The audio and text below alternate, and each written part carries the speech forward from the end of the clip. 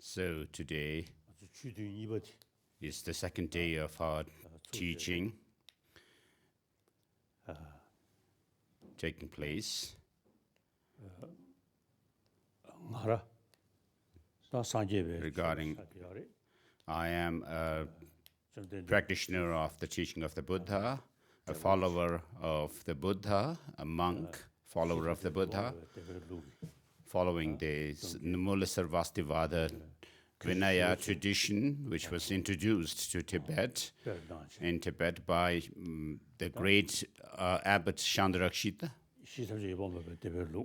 So this Mulasarvastivada tradition, and then there is in China the Dharmagupta tradition, which spread in China. So there are these different Vinaya monastic lineage. So there are minor differences, but the major precepts of the monastics are same. The four, what are known as the four parajikas and so forth. So a follower, a monk follower and practitioner of the teaching of the Buddha, myself, and then you who are traditional Buddhists, mainly you, and then there may be other people who are also interested in listening to the teaching. So I'm doing an introductory teaching of the Buddha, introduction to the Buddha. And as far as I'm concerned, this is my contribution or service to the teaching of the Buddha. The teaching of the Buddha teaches us that we need to discipline our mind, tame our mind. So this is the Buddha's main precept to us. So I also feel that this is that the different religious traditions in general are meant for emotional or mental hygiene,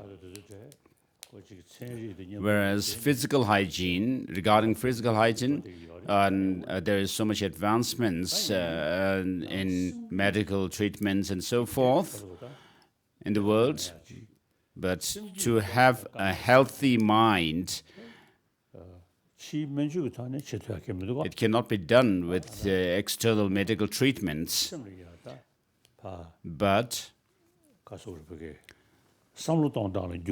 we need to change our way of thinking in order to do that. And so all the religious traditions of the world have the same message to this end. There are differences in their techniques. For example, the theistic religious traditions say that all of us are creation of God, and therefore according to them, we need to pray to God and try to find a means to tame our mind through that.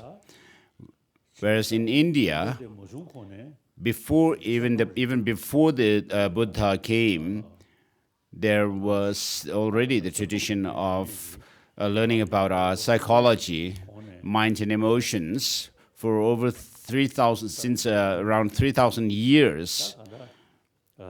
So there has been this tradition. In other words, the practice of non-violence or non-harming. And the main factor for that as the compassion or karuna. So these were already there in India for the last over 3,000 years. And then the Buddha followed this tradition that has come down to him,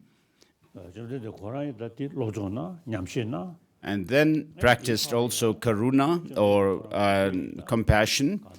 And on top of that, when he found his disciples more disciples. Then according to their mental dispositions, their interest and nature, the Buddha gave teachings.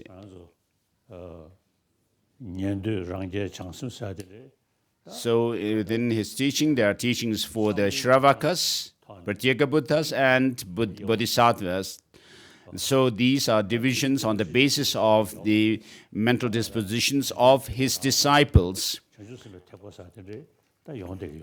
So at that time, there was no talk about Hinayana, Mahayana as such, but the terms Shravakayana, Pratyeka Buddhayana, Bodhisattvayana were there. So the Buddha's teaching has a detailed means of how means to tame the mind. So the Buddha's teaching was given in accordance with the mental dispositions of the Buddha. And so therefore, Buddha's teaching, there is difference. The Buddha's teaching is different from others on the basis of its philosophical assertions. So I am a follower of the teaching of the Buddha in general, and particularly the glorious Nalanda tradition. So this tradition, the Nalanda tradition, emphasizes the importance of using logic and reasoning and to investigate into the teaching. And masters like Nagarjuna and so forth emphasized using logic, epistemology, to investigate into the teaching of the Buddha. And similarly, Dignaga and Dharmakirti did that.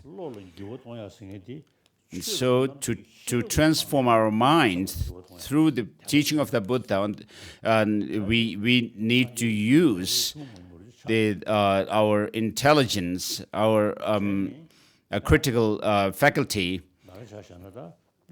So this is a unique feature of the teaching of the Buddha.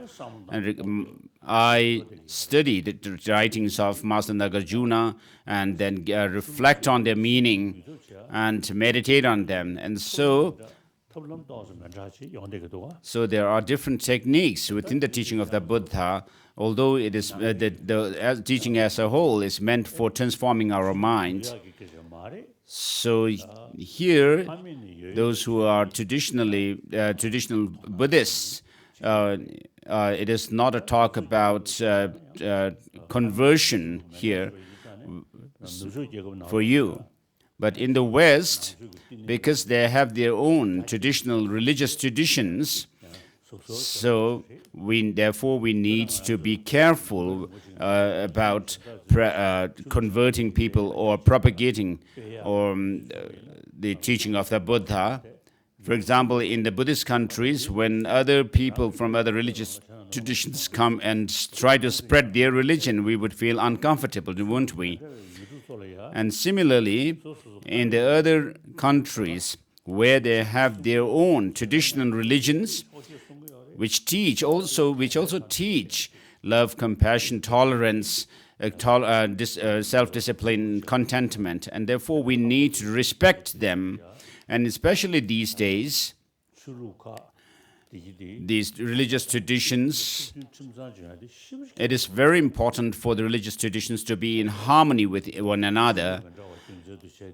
So on the basis of difference in the name of religion, difference in the religions, it is sad and unfortunate to fight and kill one another. All religions teach love and compassion, whereas this is the case. If we actually use the religion as a means to defeat the other and victory for oneself, it is sad. And therefore, it is important for all of us to be harmonious. So here we are all traditionally Buddhists, traditional followers of Buddhism. So I'm very happy to have this opportunity to give this teaching. And so we'll have an explanation of the 37 practices of the Bodhisattvas and the 3 principal aspects. But first, I would like to give a general overview. So all of us, the Chinese Buddhists, the Japanese, Korean, Vietnamese, so most of us recite the Heart Sutra, the essence of the Perfection of Wisdom Sutra.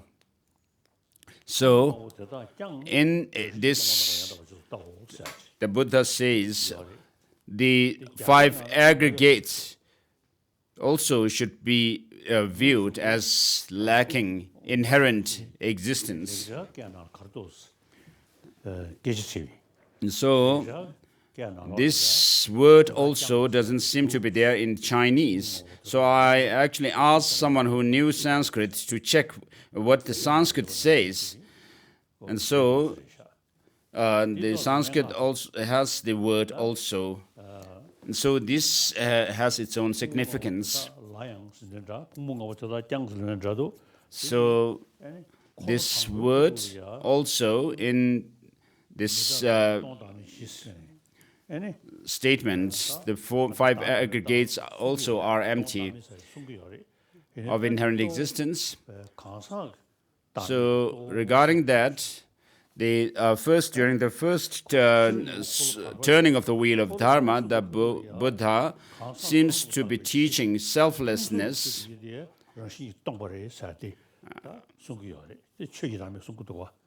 So selflessness of persons is taught there, whereas in the second turning of the wheel of Dharma, not only the selflessness of persons, but also the selflessness of phenomena is taught. And so, with regard to the selflessness of phenomena, the basis for the designation of a person, the aggregates are said to be empty. So His Holiness are inquiring the Vietnamese whether in their Heart Sutra this word also is there or not. So the first turning of the wheel of Dharma emphasizes the selflessness of persons, whereas the second turning, not only that, but even the aggregates, the 5 psychophysical constituents are said to be empty of inherent existence. These psychophysical constituents are the basis for the designation of a person. So just as a person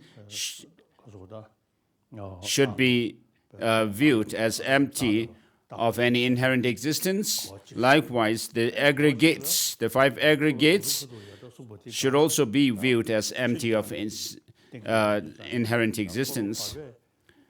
And on top of that,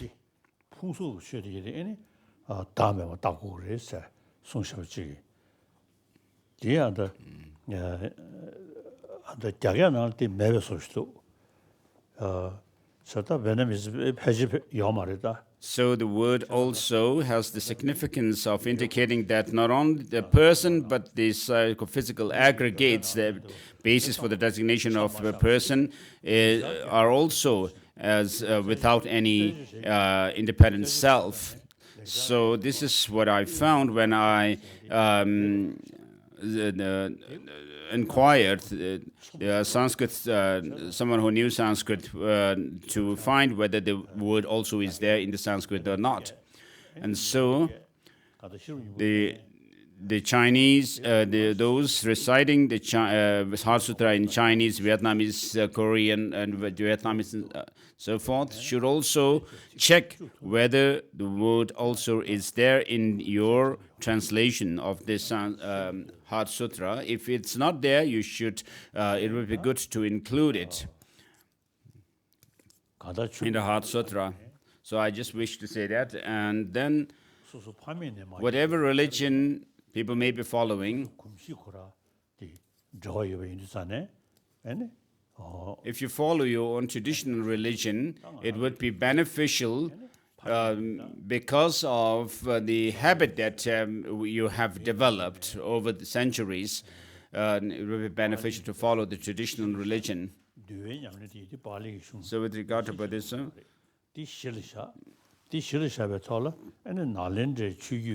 we follow the Nalanda tradition. So in our tradition, we follow the Vinaya practice of the monastic discipline, and then on top of that, in the Nalanda tradition, we use logic to.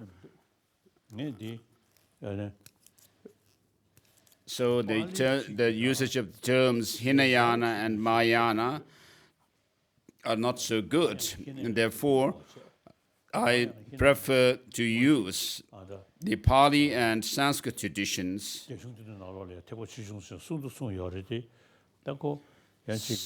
So, of course, these words, Mahayana, Hinayana, are found in our scriptures, but the term Hinayana seems to have a connotation of an inferiority or something, and therefore I prefer to use the terms Pali and Sanskrit traditions of Buddhism.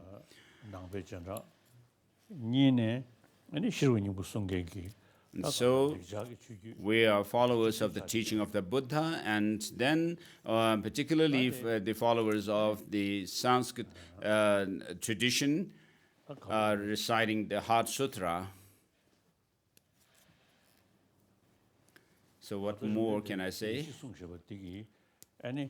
So the Four Noble Truths the Buddha taught teaches true cessation, which in the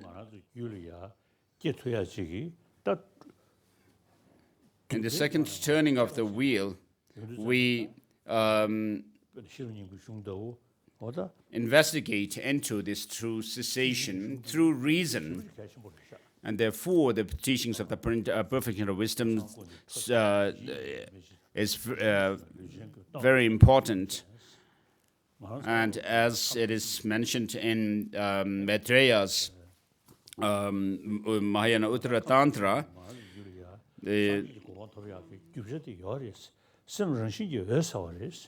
which says that we have this Buddha nature within ourselves, whereas the exaggerated outlooks on things are adventitious.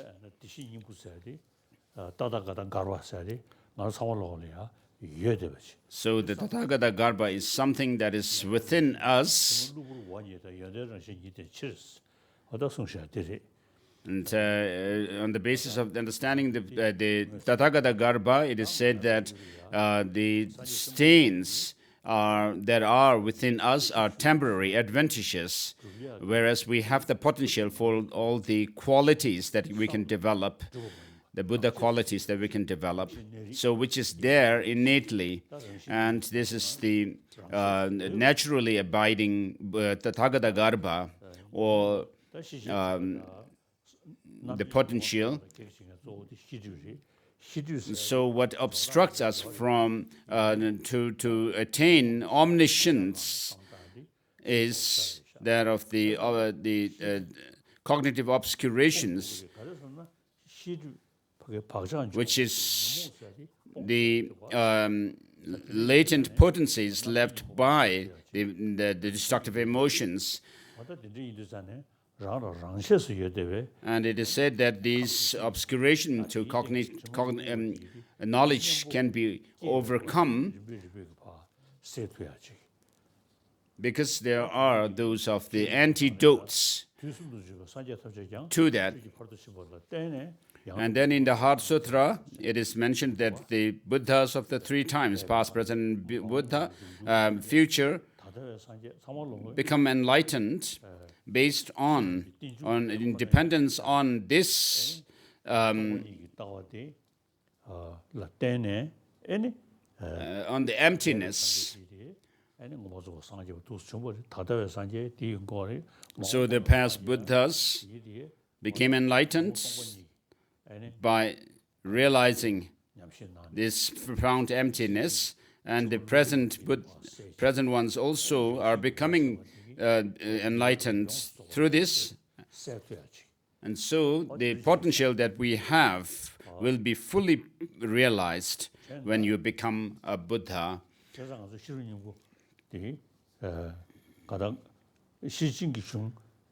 So the Perfection of Wisdom Sutras, such as the Heart Sutra, there are the Perfection of Wisdom Sutras, such as the 100,000 line Paramita Sutra, and so forth. In Tibetan, we usually talk about 17 different Perfection of Wisdom Sutras, which are divided into mother and son or child. And the shortest one of the Perfection of Wisdom Sutras is said to be this letter R. So R is a negation, a letter of negation. So what this signifies is that whatever appears to us do not exist the way they appear. So after having taught the first turning of the wheel of Dharma, and then teaching the true cessation more in greater detail and precision,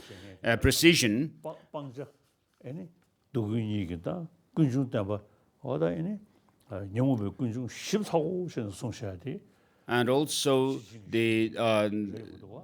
those to be abandoned or overcome, the true suffering and true origin suffering are taught in detail in this teaching, the Perfection of Wisdom Sutras. And therefore, the Heart Sutra says form is empty, emptiness is form, form is not other than emptiness, and emptiness too is not other than form. And so these are meant for overcoming the destructive emotions within us, mental afflictions, and which are rooted finally in this ignorance which holds on to true existence in things. So in accordance with the mental dispositions of his disciples, the Buddha gave different techniques to overcome these different destructive emotions. So there are ways in which he made distinction between these negative emotions and in the first turning, second turning, and third turning, the wheel of the Dharma. And then in the Tathagata Garbha Sutra, there is a slightly different way of teaching. So this is not something that I made up. So the first turning taught the Four Noble Truths and the 37 aids to enlightenment. And then the second turning, Wheel of Dharma, taught this true cessation and true path in great detail. And then the last turning of the Wheel of Dharma teaches the degree of subtlety within the mind. So the mind, which has the quality of awareness and knowledge, or clarity and knowledge. So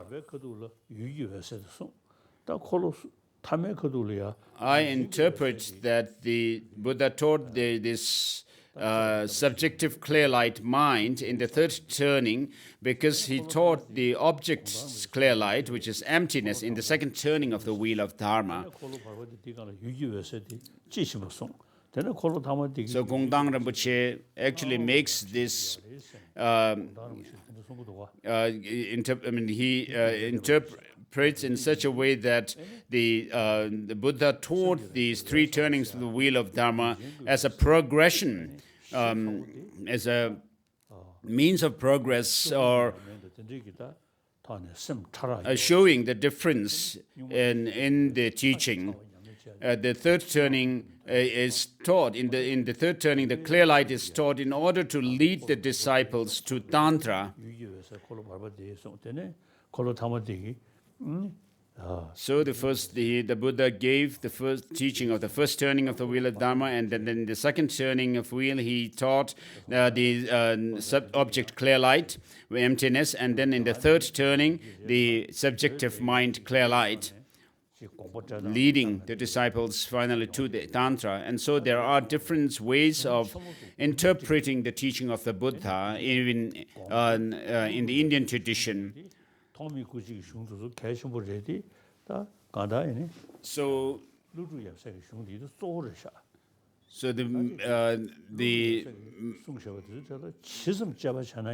the writings of Master Nagarjuna and his followers and disciples are the main, shows the main thrust of the teaching of the Buddha, although the teachings of Sangha and his disciples and followers are important.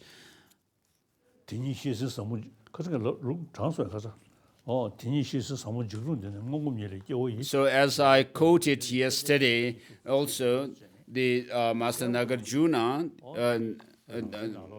Master Chandrakirti says,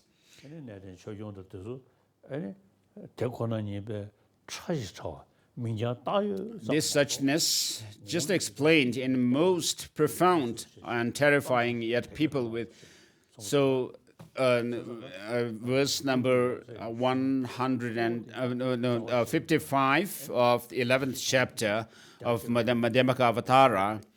So I quoted yesterday, where and then in the Madhyamaka Avatara Bhashaya, the auto commentary, Chandrakirti actually says the Vasubandhu and others have actually rejected this.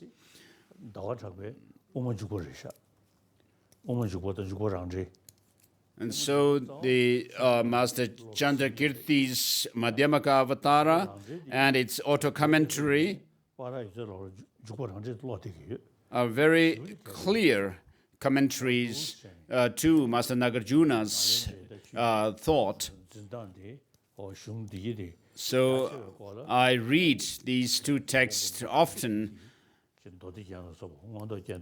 And then there are those of other texts such as Abhisamaya Alamkara and others, Mahayana Sutra Alamkara and others. And so the Tibetan Buddhist tradition follows this tradition of studying the Buddhism comprehensively, not only just a few texts, but we have this broad range of subjects that we study. And so, of course, the teachings are meant for practice and meditation, but in order to be able to meditate, you need to develop the conviction through reflection, and for that to happen, you need to engage in the study of the teaching of the Buddha. Otherwise, without doing any study, it's like a person who wishes to climb a cliff, up a cliff or a rock without having any hands. And so it would be without study to try to climb the teaching, the rock of the teaching of the Buddha is like a person without hands. So Bodhisattva Gyalsey Thokme Sangpo also has a commentary on the Mahayana Uttara Tantra. And it is a great text that he has written, not only using logic, but he also it shows that he is he has done a broad learning. And so Tsongkhapa has said that in the beginning I sought much learning extensively, and in the middle all the teachings dawned to me as personal instruction, and in the end I put them into practice day and night, and in his destiny fulfilled. So I would like to thank you all who have taken interest in listening to my teaching. And this time,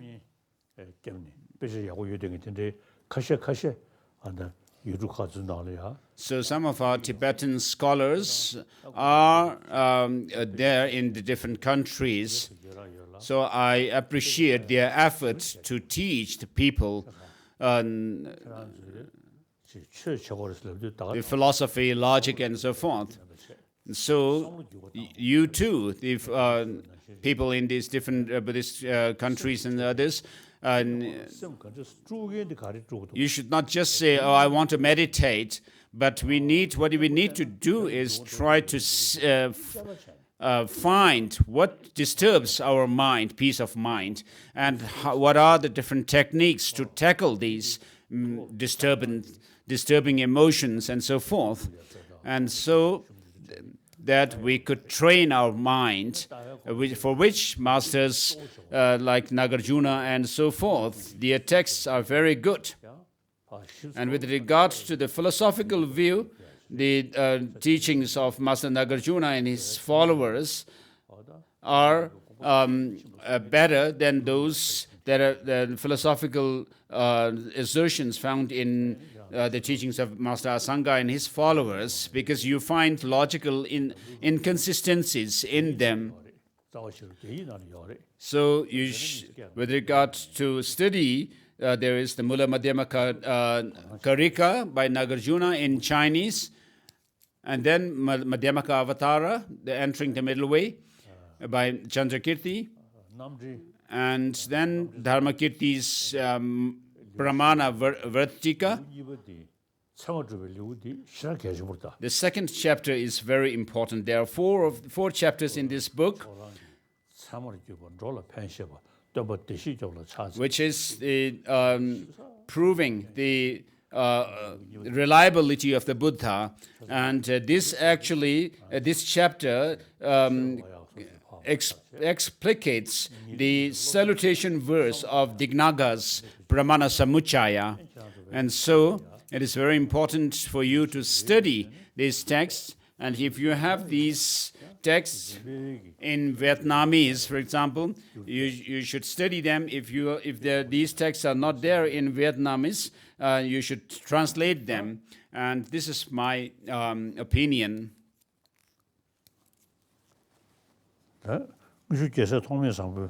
So let's go through the 37 practices of Bodhisattvas.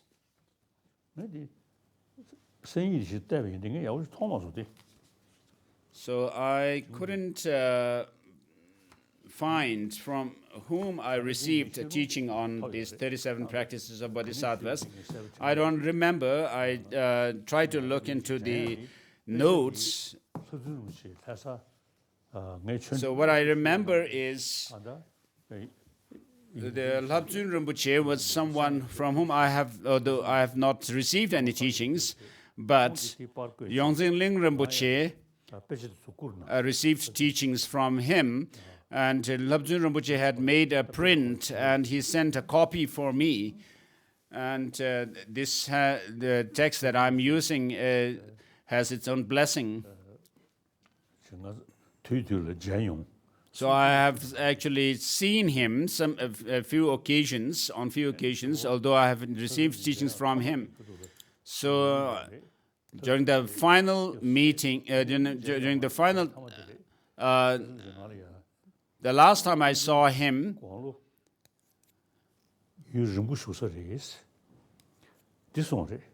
I met him. He told me that, His Holiness, you will live a long life. And he had actually made a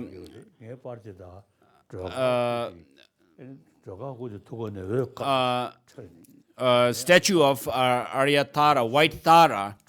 And he also had a picture of me. And one day he actually had a vision that from the heart of the white Tara, a ray of light is emanated, and it's actually dissolved into my picture, he told me.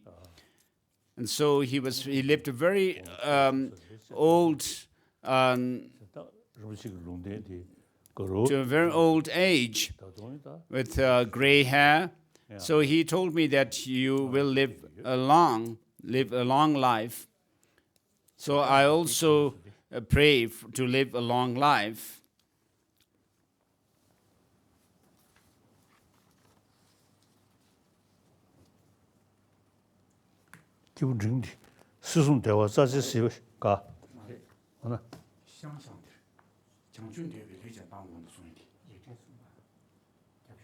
So we are on verse number 24.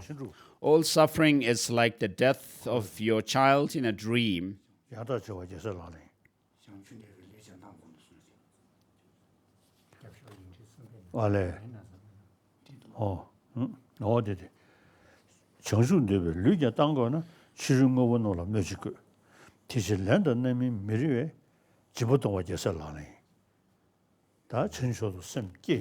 Verse number 25. If those who aspire to enlightenment willingly give up their bodies, what need is there to mention external objects? Therefore, with no hope of reward or benefit, to give with generosity is the practice of bodhisattvas.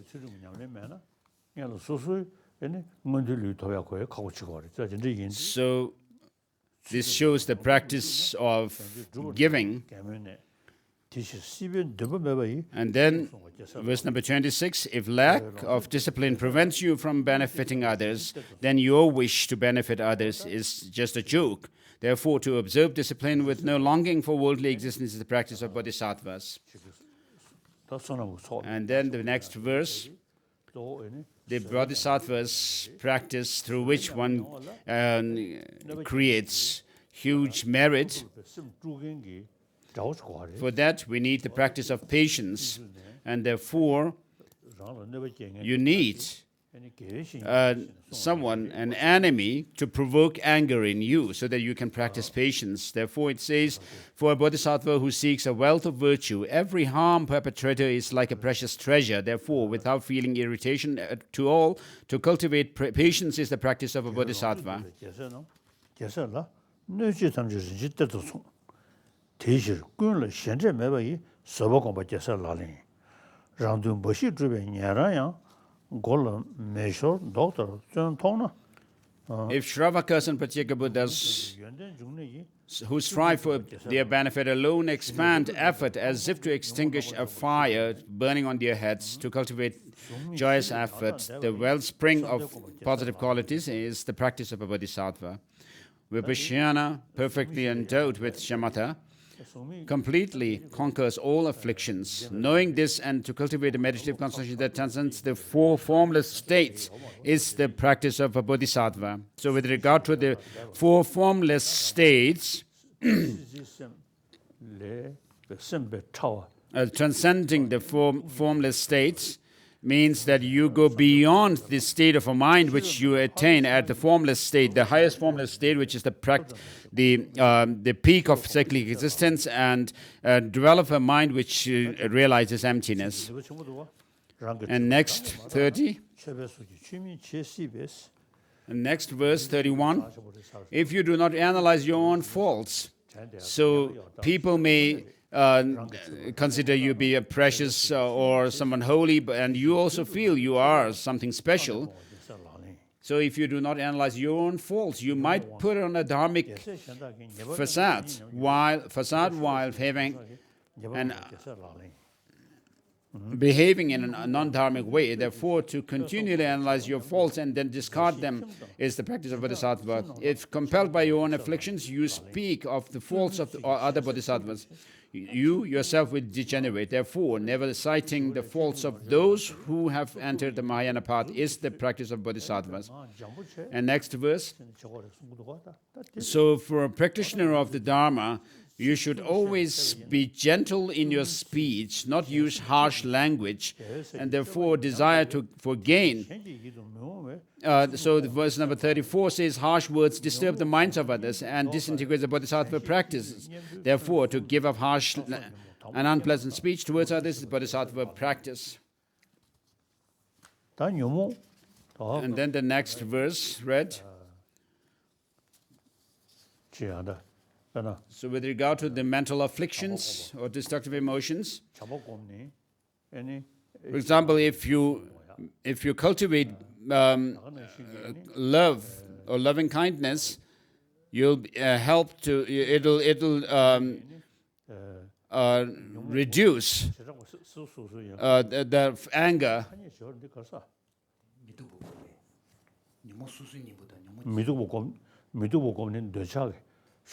So by meditating on the repulsive nature of body and so forth, you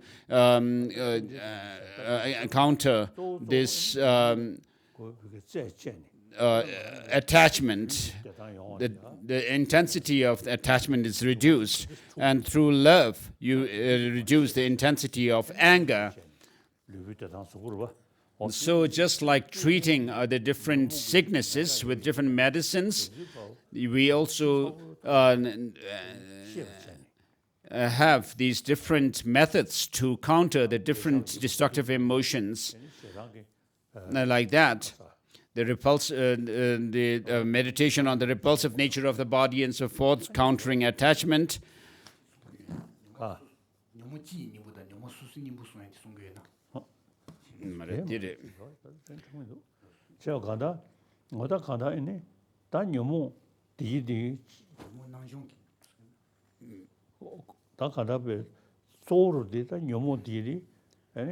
So these mental afflictions, attachment, anger, hatred, and so forth, are explained very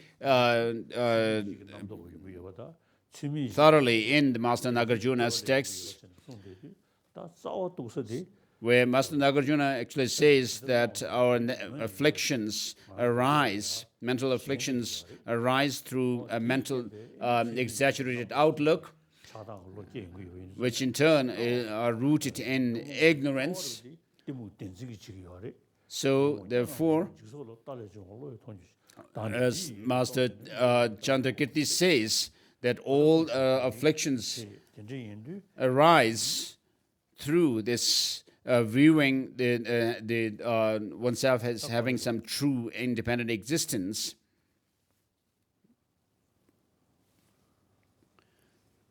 So once you become accustomed to afflictions, they are hard to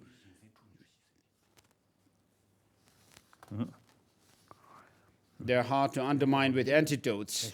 Therefore, with the remedial weapons of mindfulness introspection, to forcefully eliminate afflictions such as attachment, the moment they arise, is the practice of a bodhisattva. So you cannot just pray, may these afflictions go away, may these afflictions be pacified, but you need to actually understand how these afflictions arise through grasping at some true inherent existence in things, and how to counter that. In brief, wherever you are and whatever you do, always examine the state of your mind. Continuously working for the welfare of others is the practice of a bodhisattva. So we'll stop here with regard to this text. Let's go to the teaching, the three principal aspects of the path now.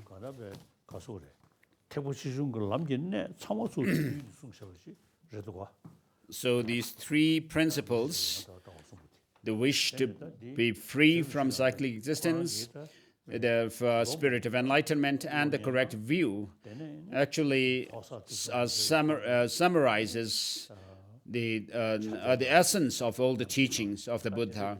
And so Rinpoche, Master Tsongkhapa, studied the teaching extensively and then practiced in meditation for a long time. And then he gave this teaching. He wrote down this text, and it was given to Tsago Wambo Ngawan Thakpa,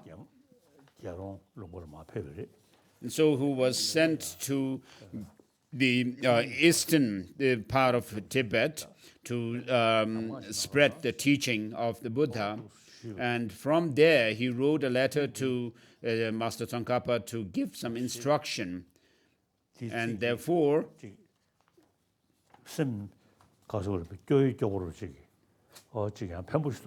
So these lines, which are found in miscellaneous writings of Master Tsongkhapa, follow these words and practice it and practice them. And when I become a Buddha, and at some point, I will share the first nectar of my teaching with you. So,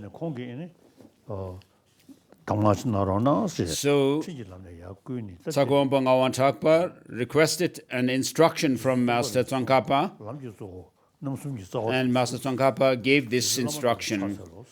So, for homage to the most venerable teachers can be linked to reliance on Guru. So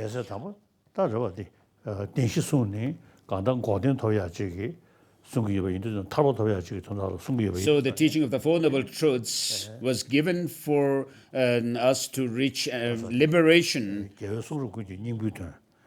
And therefore, the essential points of all the scriptures of the Conqueror, the path acclaimed by all excellent Bodhisattvas shows Bodhisattva, and then the gateway for the fortunate one's aspiring liberation shows that of the correct view.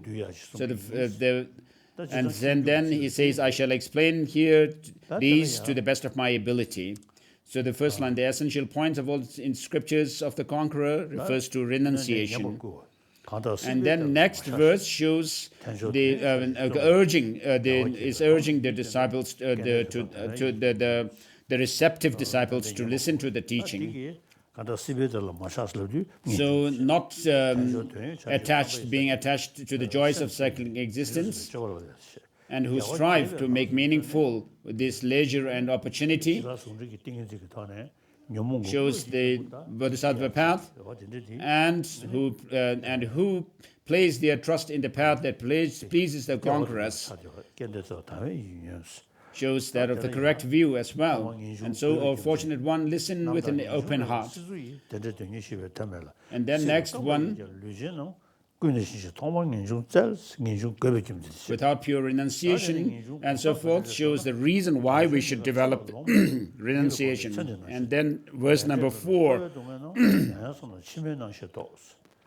shows how to develop renunciation. And then with regard to this, in connection with this, I usually take the lines which are meant for developing bodhicitta.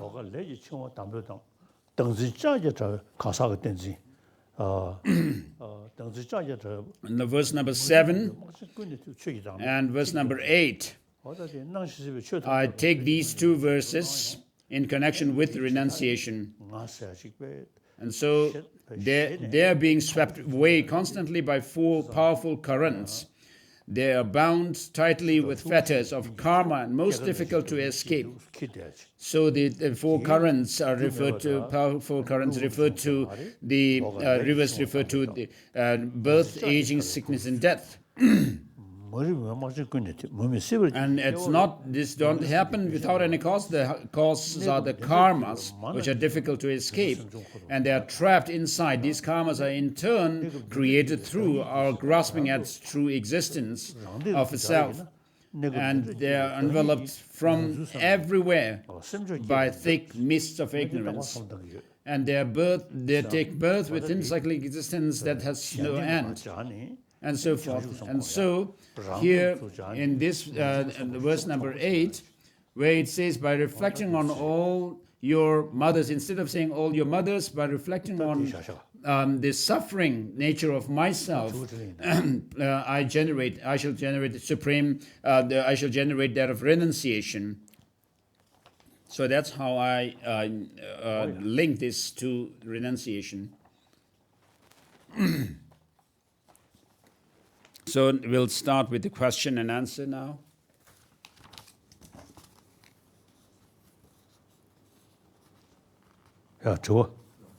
Please ask your question.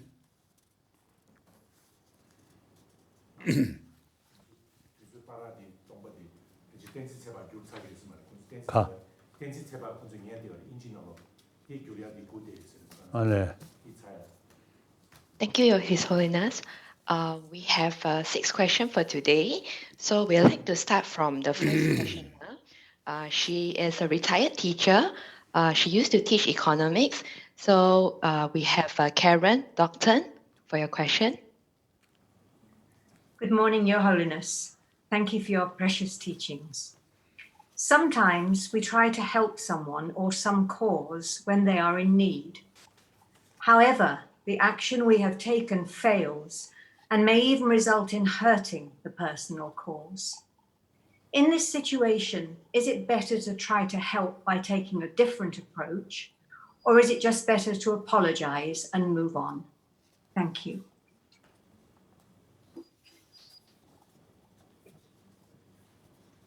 So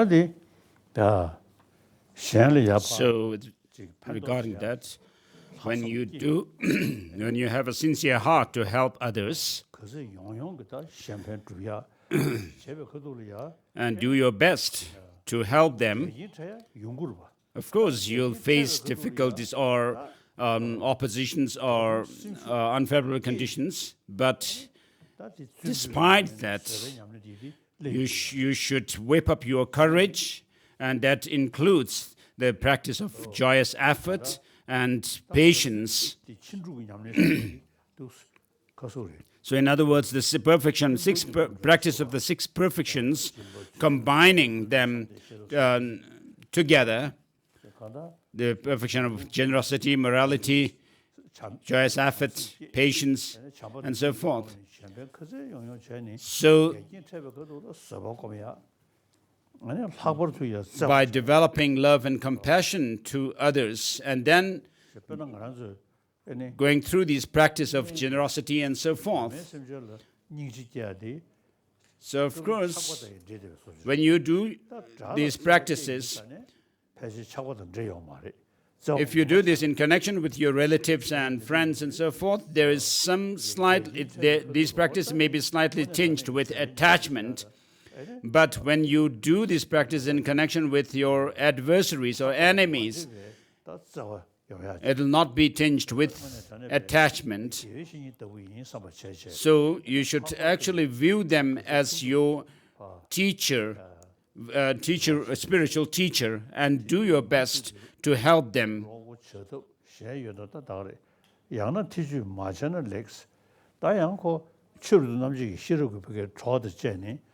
So you also need to use your intelligence as well, seeing what is right and wrong. So though you may do your best to help the other person, either due to their karma or whatever the case may be, whatever the conditions may be, if it turns out to be harm rather than help, though you may be doing your best, but if it actually harms rather than helping them more, it's important to be neutral at that point.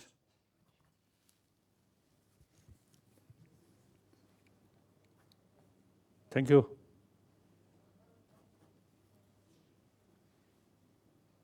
Your Holiness, thank you very much for your answer.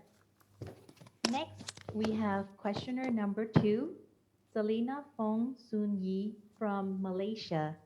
She is an architect and is also currently offering service to the FPMT, Foundation for the Preservation of Mahayana Tradition, as a regional coordinator for these East and Southeast Asian centers. Good morning, Your Holiness. My question is, in this world which is so filled with... His Holiness was about to say something.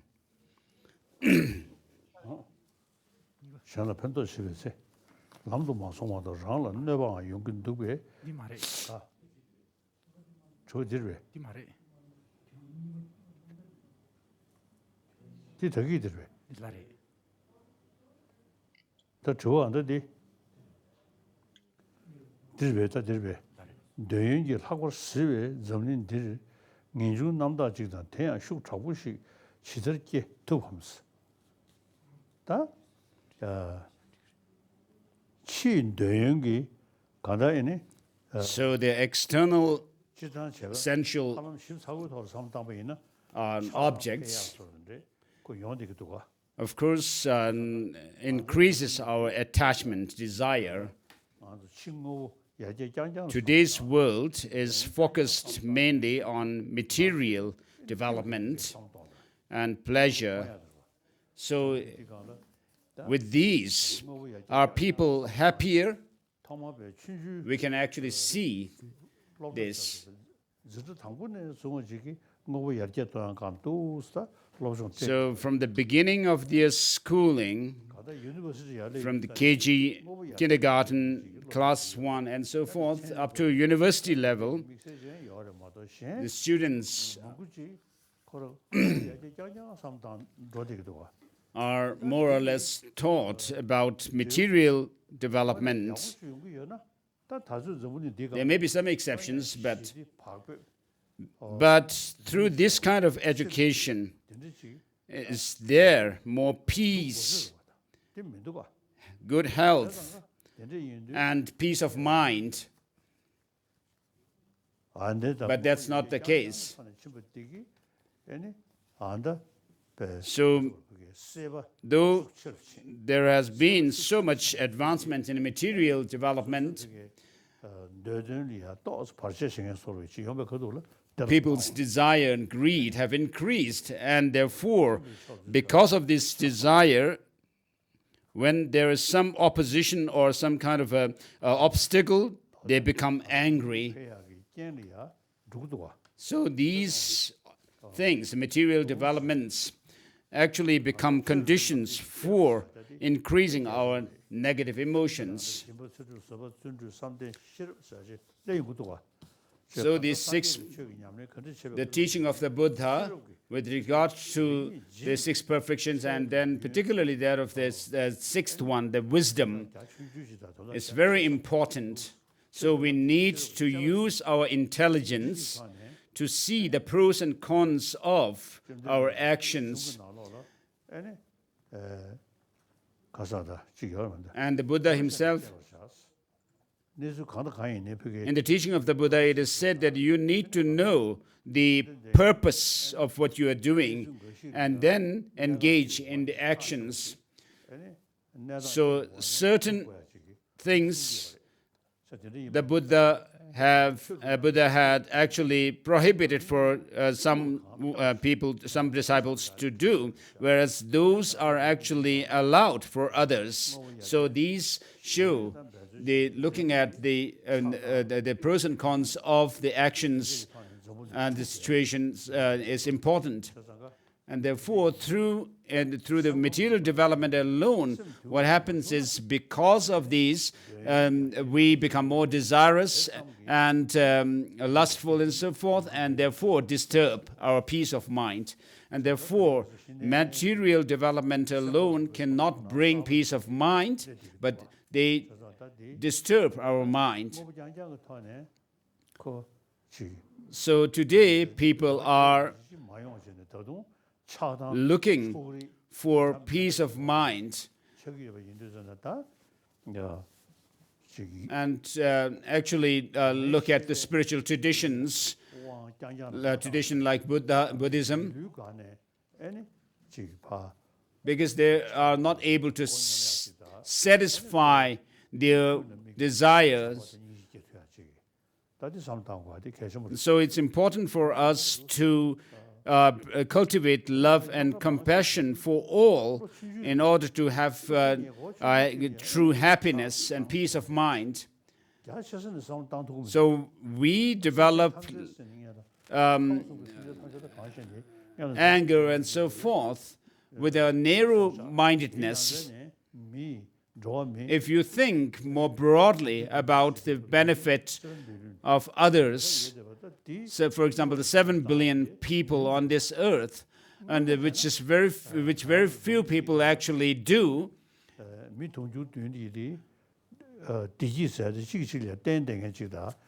so all the 7 billion people are actually interdependent for our happiness, for our health, and so forth. but we are more or less short-sighted and narrow-minded, and therefore think of our own good. So we need to use our intelligence to and think of benefiting others more than oneself. And therefore, merely focusing on material development alone is short-sightedness, and also being selfish is opposite of the reality that you are in, which is that we are interdependent, and therefore all these problems arise because of selfishness and narrow-mindedness.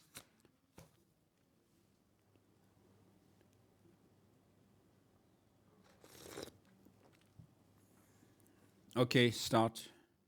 Your Holiness, we truly appreciate your insightful answer. It really sheds light to the question that many Buddhists are concerned with. To continue, I would like to bring forward questioner number 3, Oraphan Arsramat from Thailand. She is an acting teacher and a Vipassana practitioner.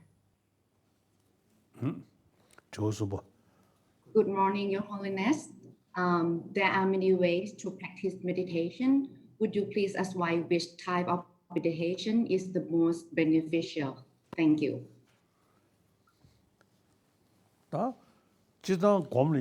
So generally, meditation can be divided into analytical and focusing meditations. So shamatha has to do with focusing meditation, and vipassana with analytical meditation. So of course, focusing meditation is important. When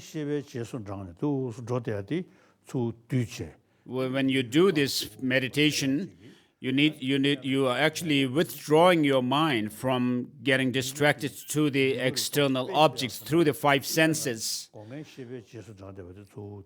So first, you need to withdraw your mind to inside and then focus on the object that you have chosen.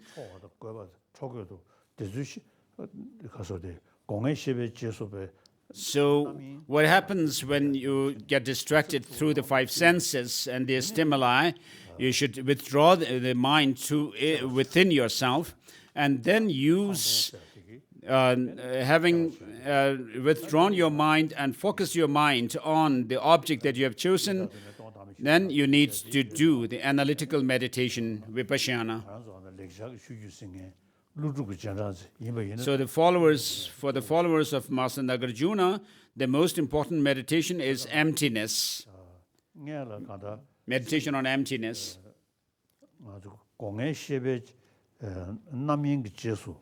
So without letting the mind get distracted by the sense 5 objects, and having done that, having focused your mind inside, then you do analysis. So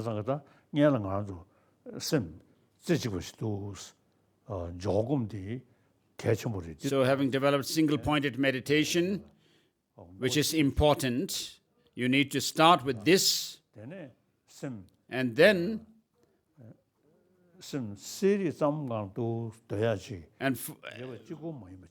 not only focusing on the clear and awareness nature of the mind, but meditate on selflessness, and also these 3 points that the 3 principal aspects that we cover: renunciation, bodhicitta, and the correct view. These also should be used as your focus of your mind in the focusing meditation, and also analytical. Your Holiness, we are very thankful for your advice. Moving on, we have questioner number 4, Mariana Kakalim from Indonesia. She is an entrepreneur. Indonesia. Good morning, Your Holiness, Tasi Delek. Thank you for the precious teaching. How can we not to be taken advantage of or being perceived to be weak while being compassionate in our workplace? Thank you.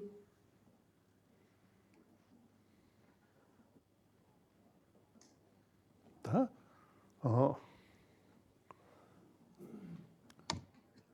당한주 지속 구유를 개발지 여서래. So the environment that you are in, the society that you are in makes a difference.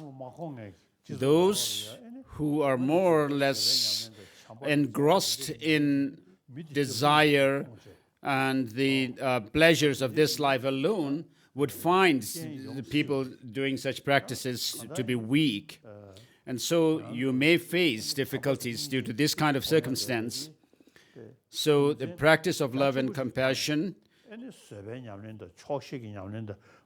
you need to actually combine this practice with patience and contentment and use logic to practice generosity, morality, and so forth. And then use these practices to benefit others. And when others actually bully you or abuse you for doing your part, and if you actually let this go on, in the long term, what happens is those who are actually being bad, doing bad things to you, would be accruing their karmas for their own suffering in their past, in the future.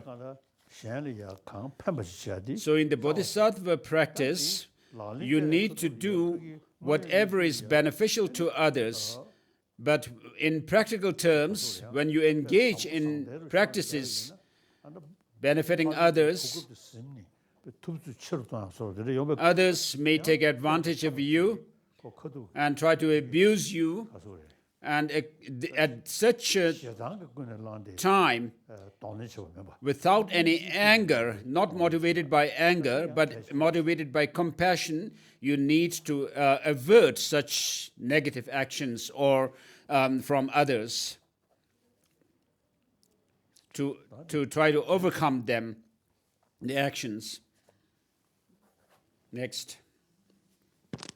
And now we have come to the second last questioner, who is an air ticket agent industry from Vietnam. I would like to bring forward Ms. Bùi Mai Chi. Good morning, Your Holiness. I'm students and disciples from Tam Thok Rinpoche, a spiritual master from Phandeling, Vietnam. So today, on behalf of Phandeling, Vietnam, I would like to ask you a question. How important it is to rely on a guru with devotion to actualize the path to enlightenment. Thank you so much. Reliance on a guru, in general, and for example, in the case of a school child, on the one hand, the teacher should be a well-qualified one, and then the teacher should be learned, and the students should be able to listen to the teacher. So even in general learning, the relationship between a teacher and the student is important. And when the teacher actually thinks of the long-term effect on the life of the student and takes this responsibility to help the child for his or her life,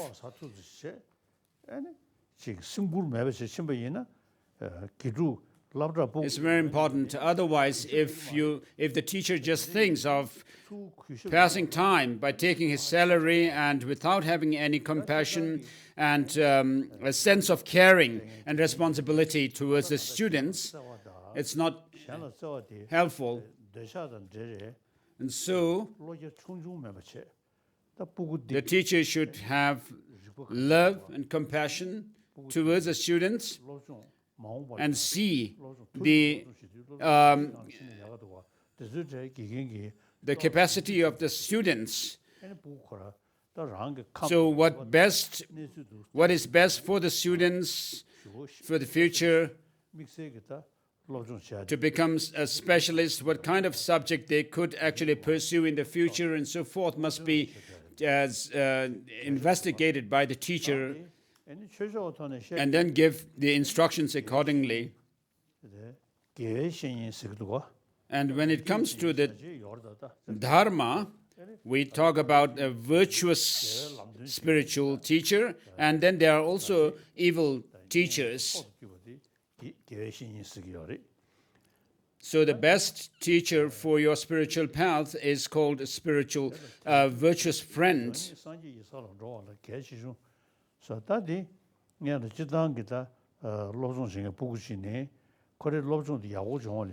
So for a student in general who is obedient to his or her teacher, and also the teacher being kind and helpful to the students, this relationship is very important.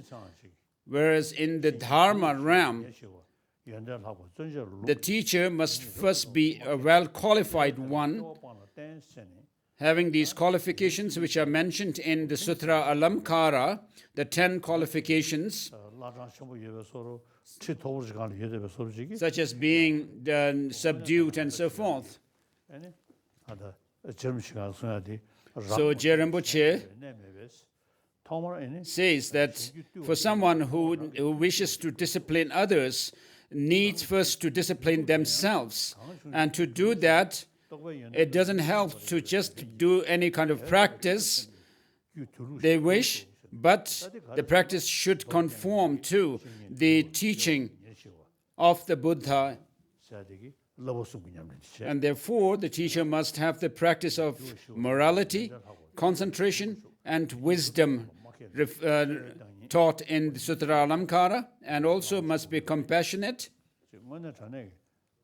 And so, the teacher should be someone who can lead the disciple through the complete path.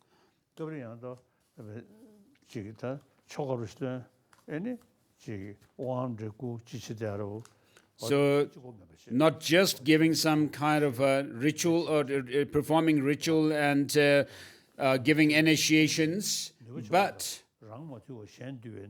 so this statement Je Rinpoche makes, someone who wishes to tame others should first be tamed themselves. It's very significant. So what they teach to others must first be practiced by themselves, so that others, they can show example to the others. So without that, it's not going to be right. So even for a teacher in a school,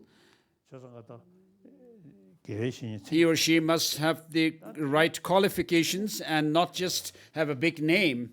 And so it is similarly in the case of a Dharma teacher. So with regards to the second part of the question,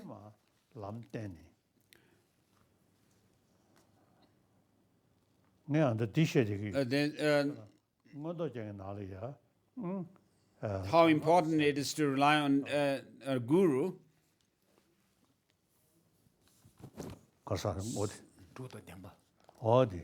So I usually quote Abhisamaya Alamkara, these lines. So there are 10 instructions that are mentioned in Abhisamaya Alamkara that a teacher should give to the disciples. So when the teacher shows the path to the disciples, he or she, or they should teach the two truths, the conventional and ultimate, not just being able to use the musical instruments, such as the bell, And then through the teaching of the two truths, they should lead the disciples to understand the Four Noble Truths, and then to understand, on the basis of that, the three jewels.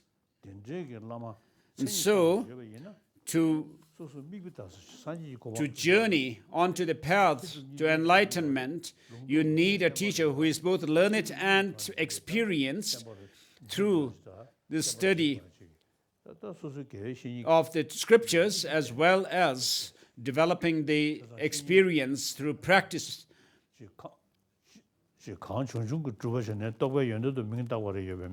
So it's not enough, it doesn't help just to have some kind of experience which you may call experience of the Dharma by doing practice from here and there, but you need to actually, your practice should conform to the teaching of the Buddha.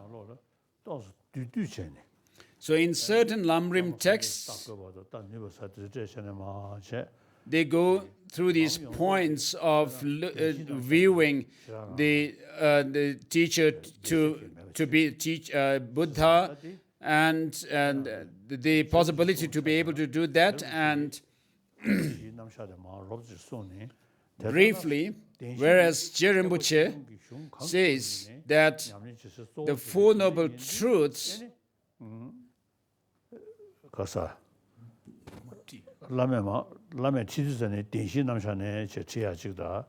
should be used by the teacher to lead the disciples, because this is important in both the basic vehicle and the universal vehicle. And then Penchen Lobsang Chogyin's easy path, or the path of bliss, and Penchen Lobsang Yeshe's Lobsang Yeshe's swift path are very brief texts on Lamrim. They don't cover the topic on the reliance on Guru extensively.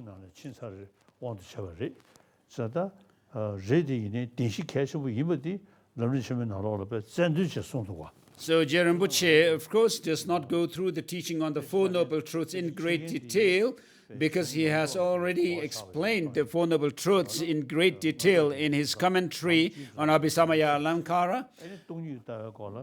But he says this is a very important teaching for both the vehicles.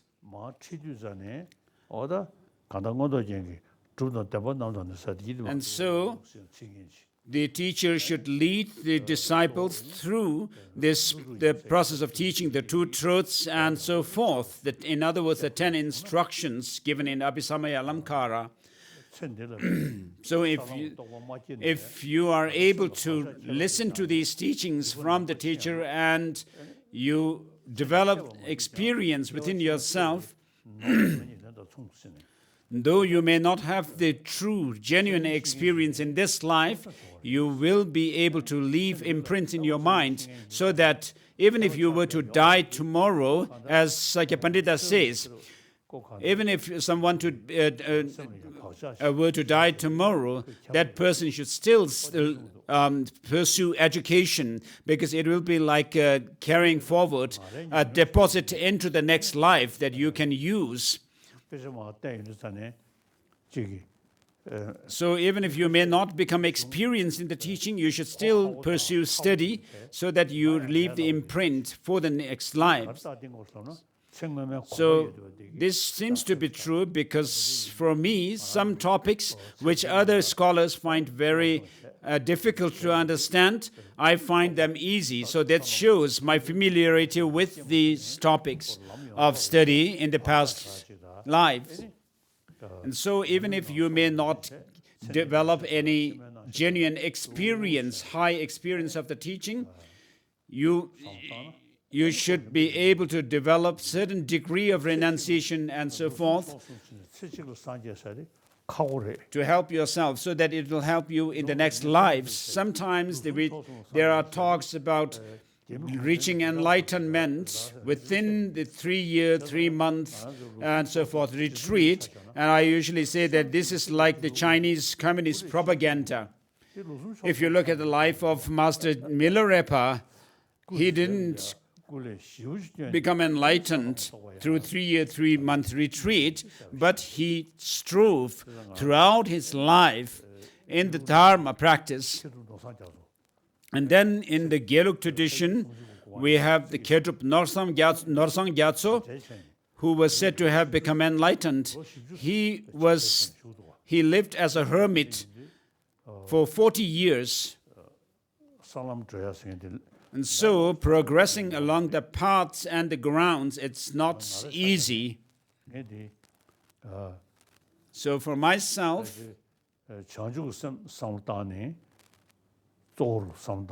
so having thought about bodhicitta, it's been over 50 years. And regarding emptiness, it's been over 60 years since I began thinking of them, or reflecting on them. So having done these reflections for over 50, 60 years, I'm still not near to enlightenment. So as we pray, may I never be separated from my precious Guru, but may I meet with Guru throughout my life and then become enlightened and reach the Vajradhara state. And so that has to be the attitude, not just short-sighted. Thank you. Your Holiness, we have 2 last questions. Our next questioner is from Macau, Wallace Tang. Good morning, Your Holiness. My question is, it seems that this COVID-19 situation is endless and affecting not only our daily living, but also humanity communication. How can we get back to our normal lives? Thank you.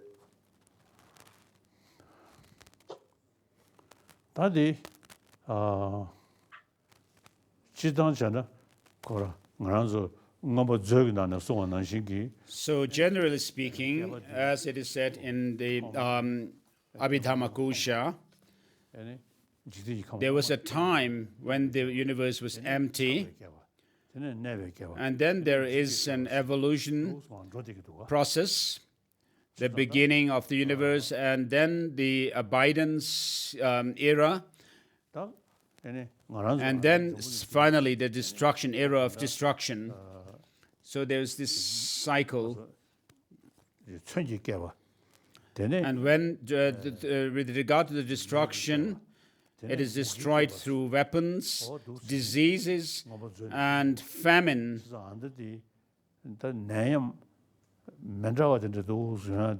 So the different diseases, epidemics, and so forth. So with regard to the weapon, the destruction through weapon, the era of weapons, it seems this has gone for us because there have been a lot of killings through fightings and wars. And then because of these, diseases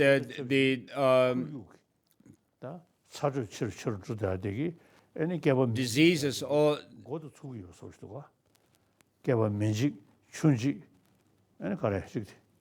the diseases happen, and then through that famine, and then it is also said that the world, the universe will be destroyed through fire, water, and wind. So as the global warming happens, increases, or becomes worse, some experts mentioned that in the next 2-3 decades, the world will, the global warming will be worse and worse. So it seems this may be an indication of the beginning of the world, the destruction through fire.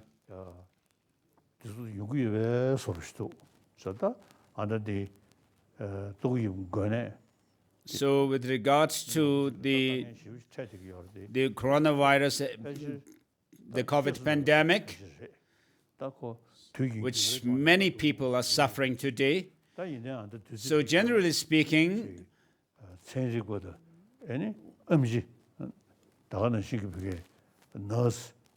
we are going through the process of the destruction of the world, of course.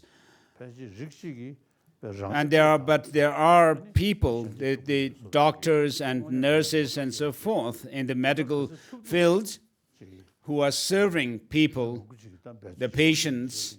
So I appreciate and admire all their efforts. And us who are practitioners of different religions, and particularly Buddhism and the Nalanda tradition, I thought maybe it's important to recite the mantra of Aryatara, Om Tare Tu Tare Ture Swaha. So amongst the Chinese, there are you do recite. Sometimes Kuan Yin is referred to as Tara, and at other times Avalokiteshvara. So if you could recite Aryatara mantra, Om Tare Tu Tare Ture Swaha, I think it may be helpful to for this pandemic. So I do this practice on a daily basis. So I do pray for this pandemic to go away in India, for example, and recite the mantra, the Aryatara mantra, Om Tare Tu Tare Ture Swaha. And those who are interested in the teaching of the Buddha, and particularly reciting mantras, if you could recite this mantra, Om Tare Tu Tare Ture Swaha, as many times as you can, it will help. So the specialists, such as doctors and other scientists, you are putting effort in making, producing vaccines and so forth, which may be accomplished. But ultimately, when we actually face the destruction of the world or universe through fire, I mean, there's nothing we could do. And many of us talk about pure lands. So, having done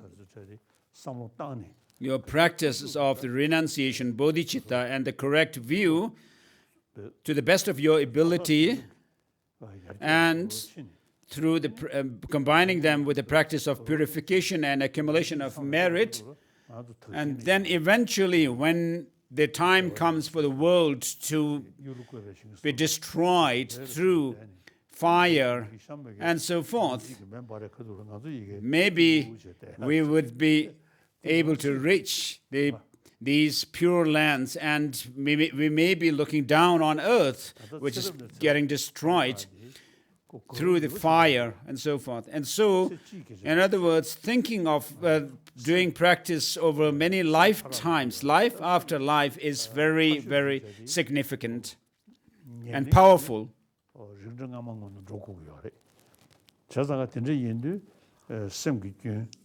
So we have this mind which is beginningless, and the mind must come from its compatible cause, substantial cause. It cannot come from some cause which is incompatible to give rise to it, and it cannot be without any cause. So regarding the causes, there are the two different substantial cause and the cooperative conditions. And so the mind will continue.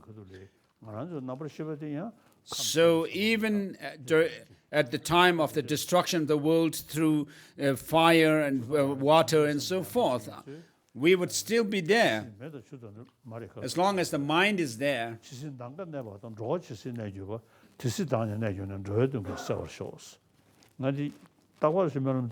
So I make this prayer: as long as space endures, as long as sentient beings remain, may I too abide to dispel the miseries of transmigrators.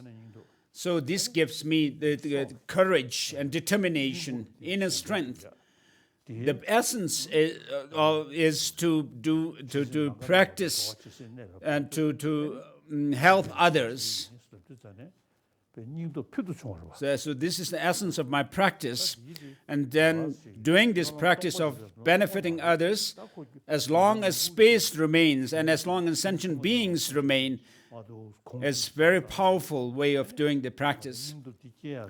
So there is every reason for me to have this courage and determination to work for others as long as space remains, and it practically helps. Your Holiness, Okay. Today is Teacher's Day in India. We would like to wish you a very happy Teacher's Day. And we have our last questioner from Malaysia, Lim So Shu.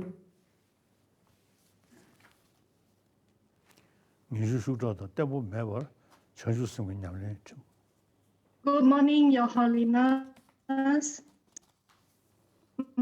My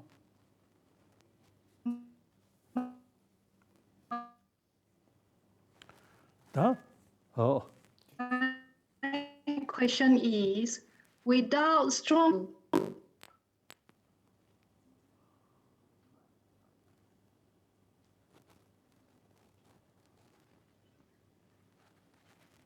Hi, Ms. Lim, you can continue your question, please.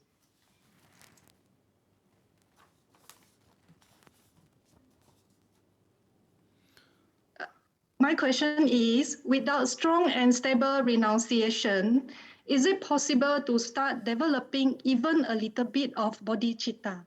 Thank you.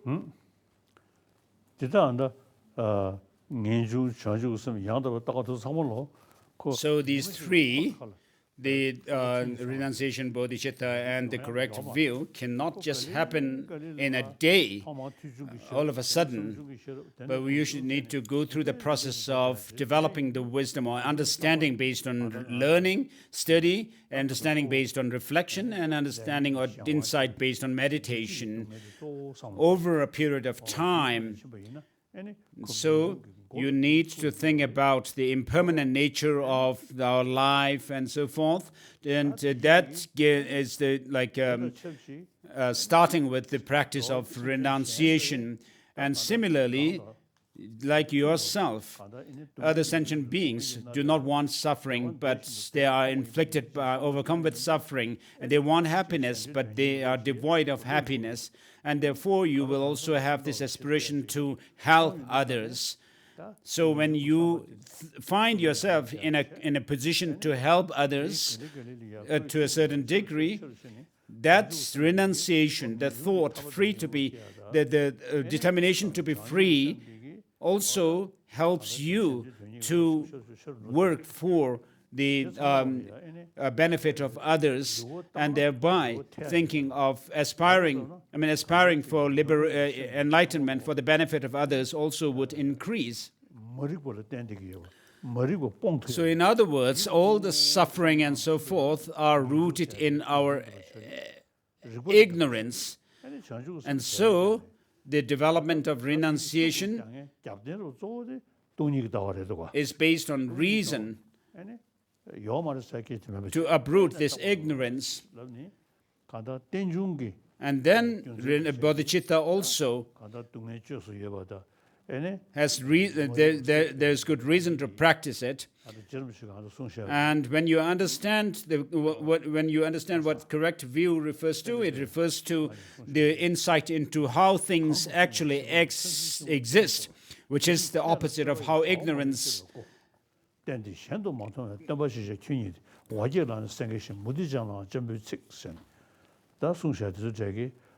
Je Rinpoche